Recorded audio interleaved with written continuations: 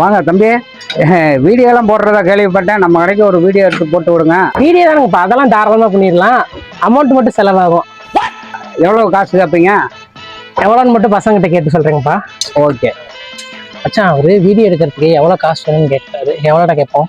ஒரு 50 ரூபா கேட்போமா? 50 ரூபாய்ல எந்த முதலீடா? நம்ம 4 பேருக்கு டீ குடிக்கிறதுக்கே பத்தாதுடா. 50 ரூபானா 50,000டா. 50,000? 50,000 கிட்ட வெளியே துரத்தி விட்டுருவாங்கடா. கம்மியா கேட்போம்டா. 50 ரூபா அதிகம், 40 ரூபா கேட்போம். 40 ரூபாய் அதிகம்டா, இன்னும் கம்மியா கேட்போம்டா. 50 வேணாம், 40 வேணாம், ஒரு 20,000 ரூபா கேட்போம். ஆளுக்கு 5 ரூபா, ஓகேவா? 20,000 அதிகம் தான்டா.